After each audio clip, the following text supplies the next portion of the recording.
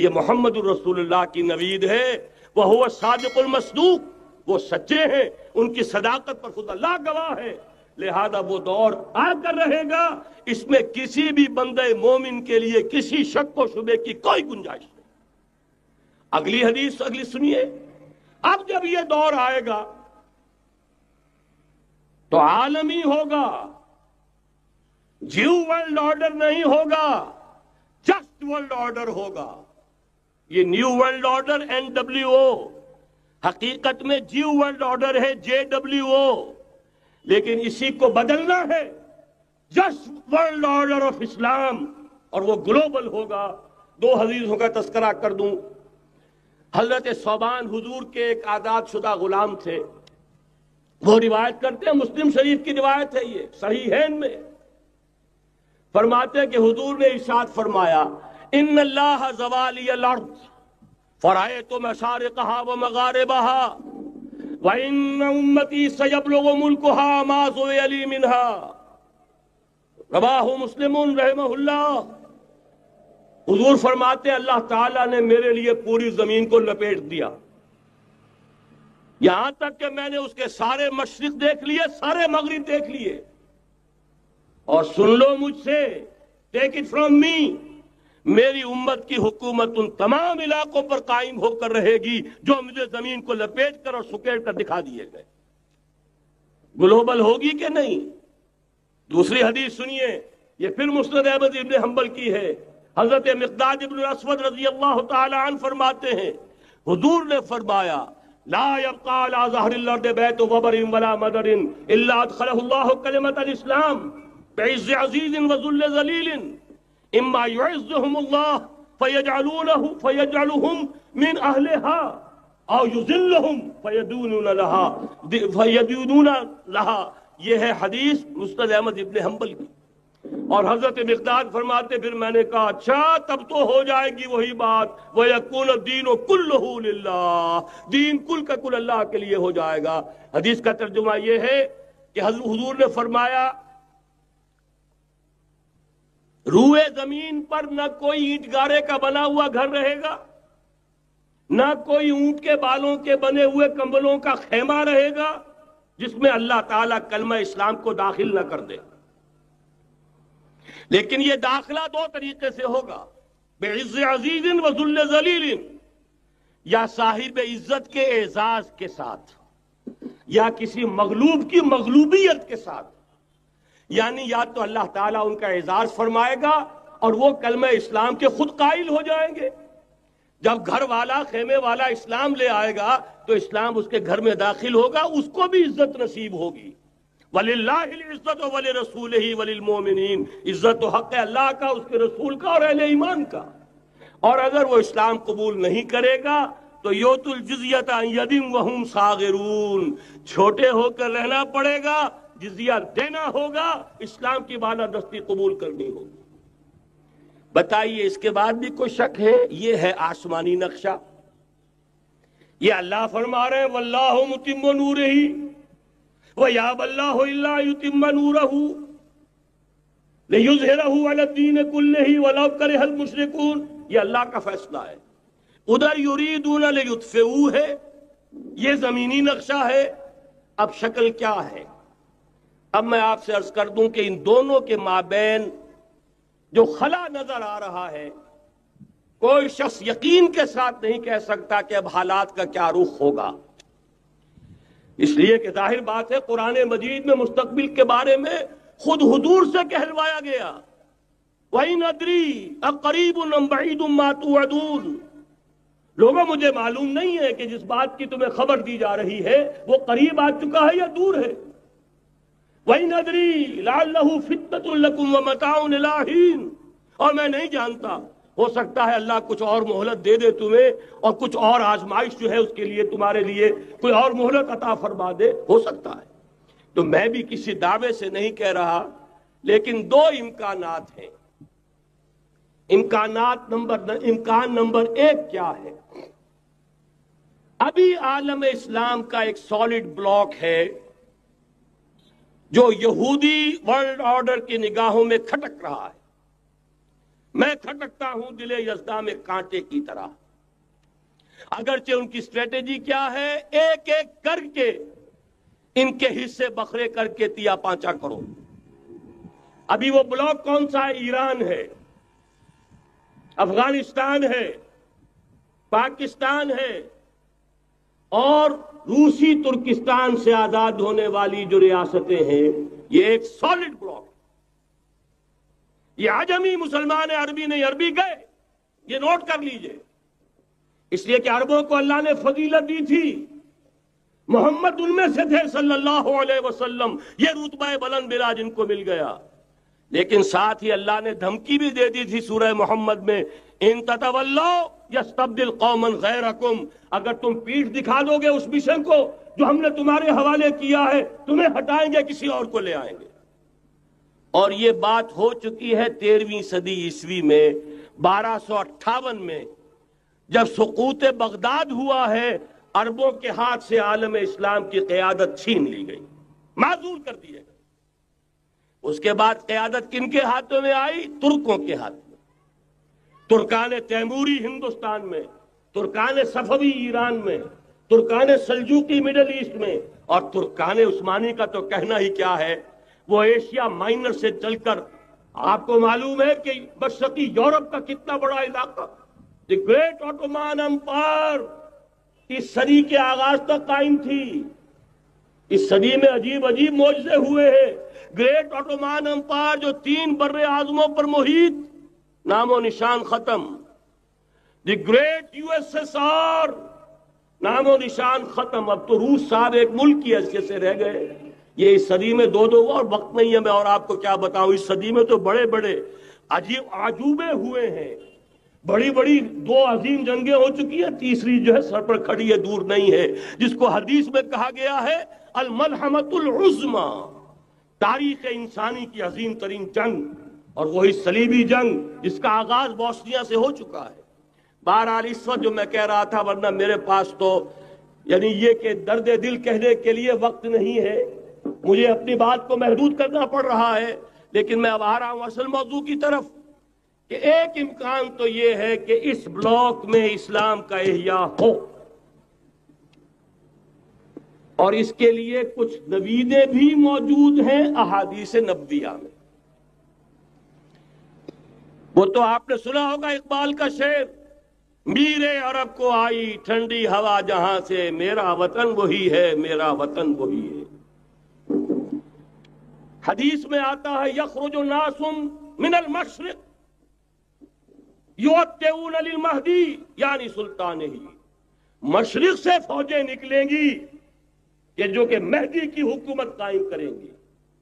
یہ مہدی اہل تشیع کے مہدی اور ہیں، ہمارے مہدی اور ہیں.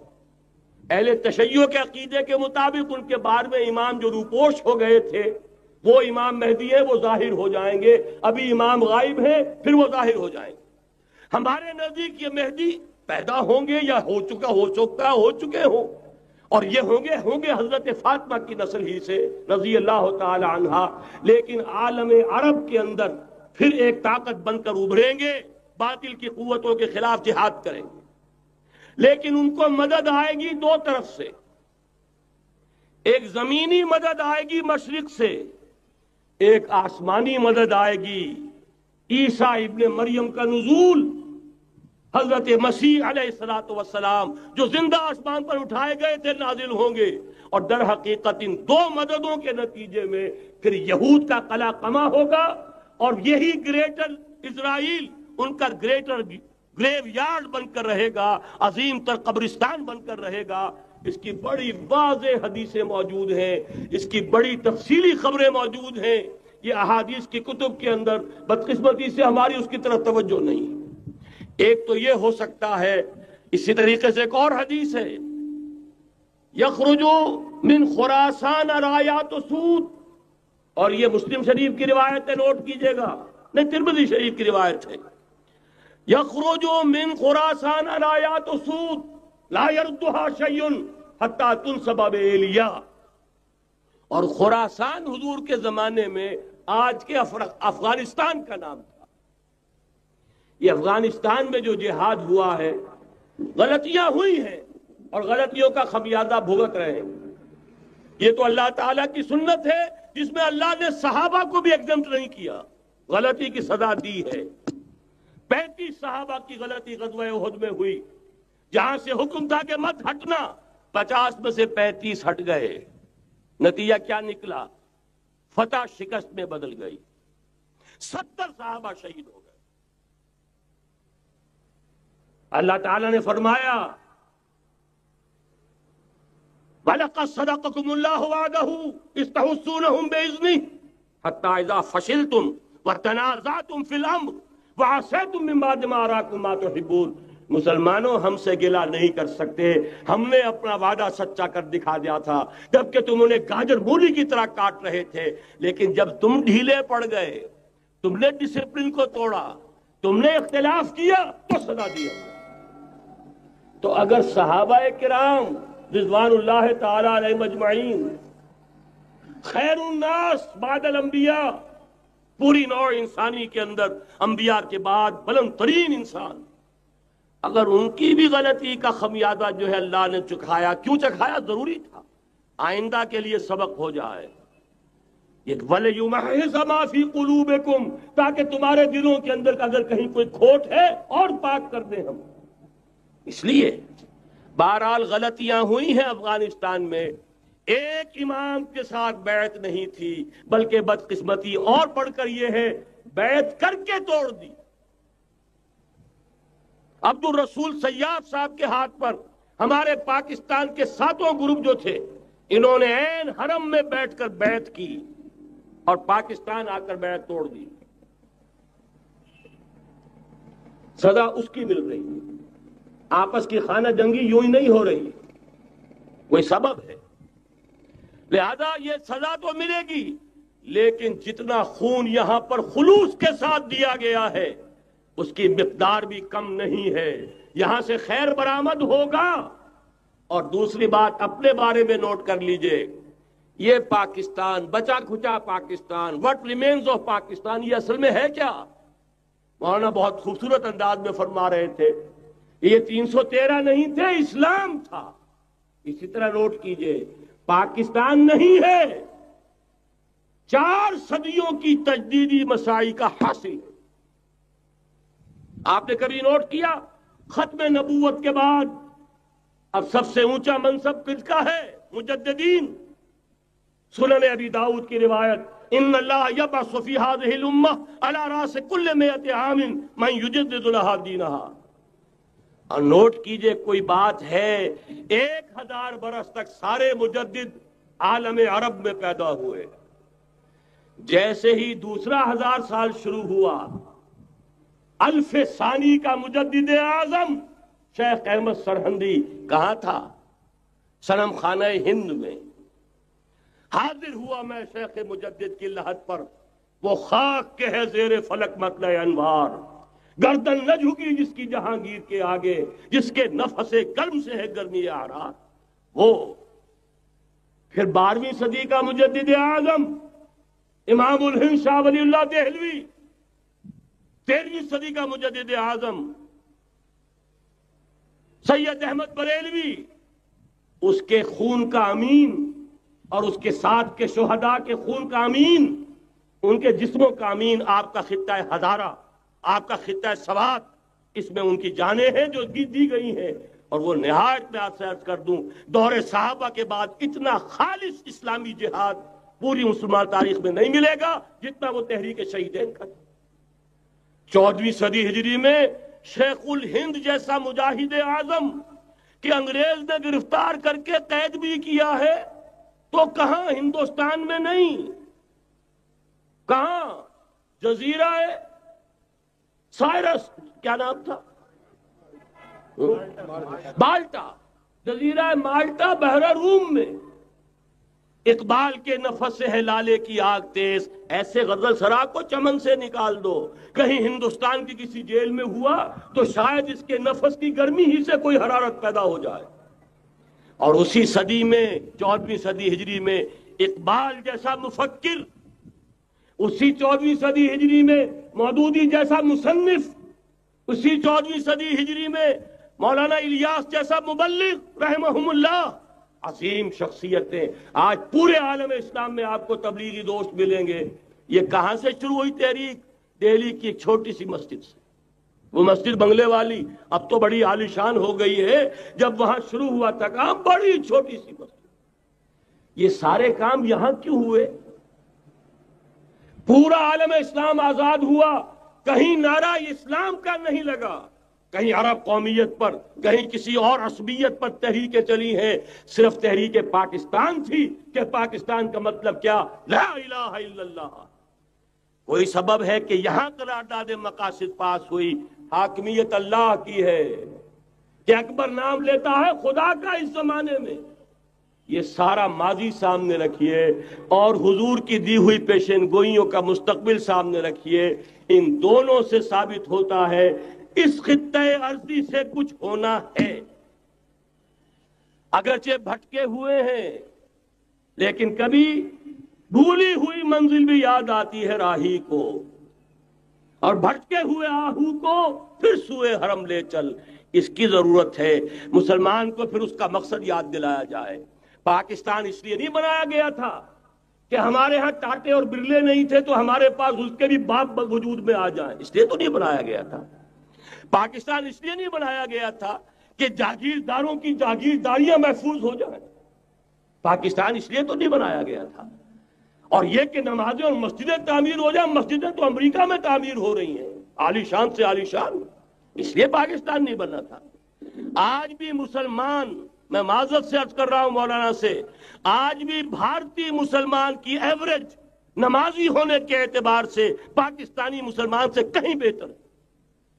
آج بھی برقع نظر آ جائے گا تو ہندوستان میں نظر آ جائے گا۔ میں نے اپنی آنکھوں سے دیکھا چند سال پہلے، جب مکہ مسجد حیدرآباد دکن میں 3 دن مسلسل میری تقریریں ہوئی ہیں، 10,000 مرد اور 5,000 خواتین، اور ان میں سے کوئی بغیر برقعے کے نہیں تھی۔ ایک سیلاب نظر آ رہا تھا برقعوں کا کہ جب جلسہ ختم ہوا ہے رات کے 12 بجے 3 دن تک متواتر۔ یہاں کہاں نظر آئے گا برقع آپ کو؟ یہاں تو جس کے پاس 2 پیسے ہو گئے اس نے سب سے پہلے برقع اتار کے پھینک دیا۔ معلوم اچھی طرح سمجھ لیجئے، یہ چیزیں تو وہاں زیادہ ہیں یہاں کی نسبت۔ اصل ضرورت تھی کہ یہاں اس نظام کو قائم کیا جائے، وہ نظام عدل اجتماعی، وہ جس میں حریت ہو، جس میں عام آدمی بھی خلیفہ وقت کو ٹوک سکے۔ یہ کرتا کیسے بن گیا؟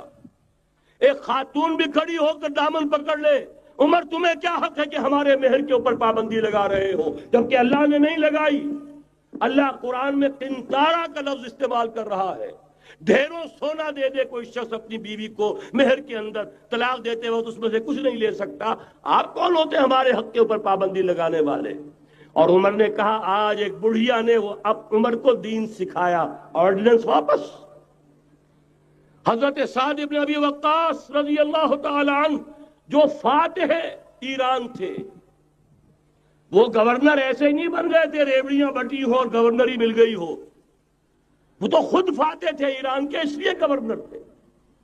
صرف ایک پرچہ پہنچا ہے بارگاہ خلافت میں، حضرت عمر فاروق کے پاس انفارمیشن آئی، سعد نے اپنے گھر کے باہر ڈیوڑی بنا لی ہے اور ایک دربان کھڑا کر دیا ہے، حضرت بلال کو بھیجا ہے رقعہ دے کر، اور یہ حکم تھا کہ بلال پہلے تو جاتے ہی ڈیوڑی میں آگ لگا دینا، پھر یہ رقعہ دینا میرا۔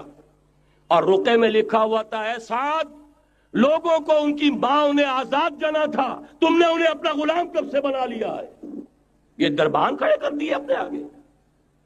وہ حریت، وہ مساوات کہ جا رہا ہو خلیفہ وقت اور چارج لینے جا رہا ہے بیت المقدس کا، کوئی ذاتی علاج کے لیے نہیں جا رہا، سیر و سیاحت کے لیے نہیں جا رہا، چارج لینے کے لیے بالکل سرکاری وزٹ ہے، آفیشل وزٹ ہے، اسٹیٹ وزٹ ہے۔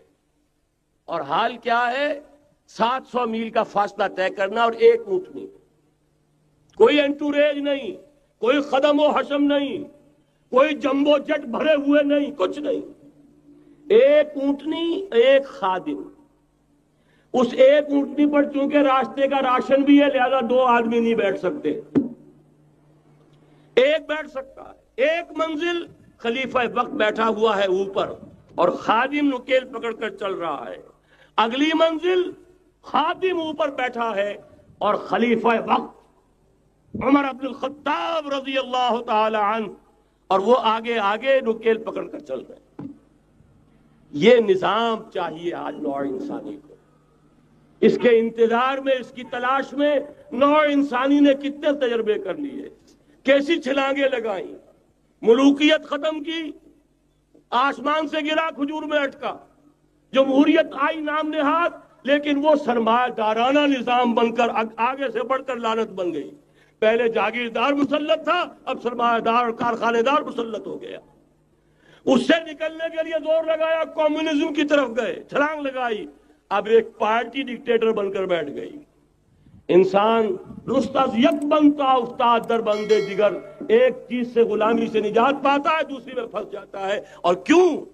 کہ وہ نظام عدل اجتماعی جو محمد عربی کو دے کر بھیجا گیا تھا، اس کے کسٹوڈین سوئے ہوئے ہیں. اس کے کسٹوڈینز کو اندازہ ہی نہیں. یہ نسخہ تو ہمارے پاس تھا، ہمیں عمل کرنا تھا اور دنیا کے سامنے پیش کرنا تھا. پاکستان بنایا اس لیے گیا تھا کہ ہم اس کا ایک نمونہ دنیا کے سامنے پیش کریں گے. قائد اعظم نے فرمایا تھا کہ ہم یہ چاہتے ہیں کہ پاکستان کی صورت میں عہد حاضر میں اسلام کے اصول حریت و اخوت و مساوات کا ایک نمونہ قائم کر کے دکھائیں. کہاں ہے وہ؟ بھٹک گئے، سو گئے. بہرحال اب بھی وقت ہے، جب تک سانس تب تک آس. میرے عزیز نے تو ڈرایا ہے اور صحیح ڈرایا ہے. اللہ تعالیٰ نے 25 برس انتظار کیا تھا. پہلے عذاب کا کوڑا پھر مارا ہماری پیٹھ پر. وَلَنُذِيقَنَّهُم مِّنَ الْعَذَابِ الْأَدْنَىٰ دُونَ الْعَذَابِ الْأَكْبَرِ، بڑے عذاب سے پہلے چھوٹا عذاب کا مزہ چکھائیں گے. لَعَلَّهُمْ يَرْجِعُونَ، شاید کہ لوٹ آئیں.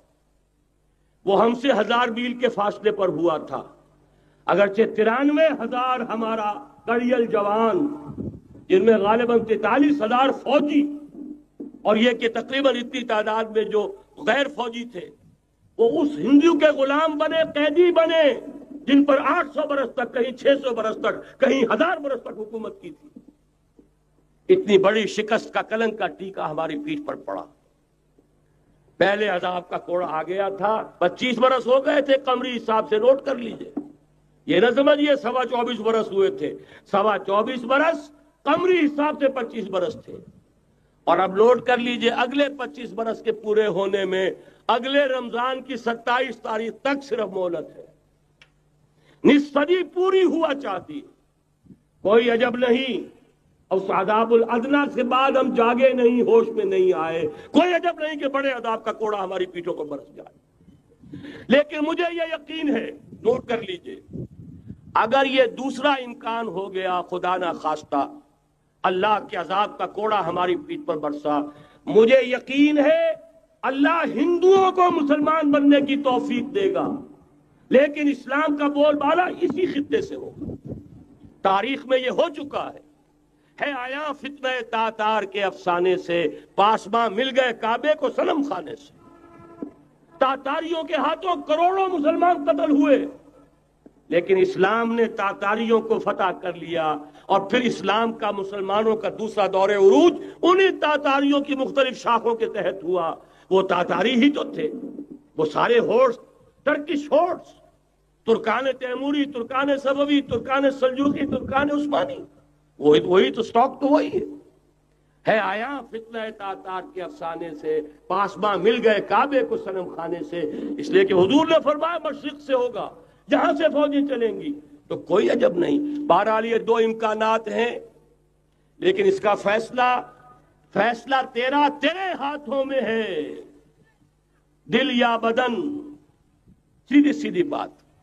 اگر تو اب بھی ہم ٹھیک ہو جائیں، جاگ جائیں، ہوش میں آ جائیں، قوم یونس کی طرح توبہ کر لیں، تو بغیر عذاب کے کوڑے کے رحمت خداوندی ہم پر سایہ کرے گی. اگر ہم نہ جاگے تو وہ عذاب کا کوڑا آئے گا. یہ نہیں میں کہہ سکتا ان ادری قریب بعید ما توعدون، یہ میں نہیں کہہ سکتا، یقین کے ساتھ جانتا ہوں کہ آئے گا. لیکن یہ کہ اس کے بعد بھی یہیں سے بول بالا ہوگا. اگر ہمارے ذریعے نہیں تو ان کے ذریعے سے جو ہمیں شکست دے کر پھر اسلام قبول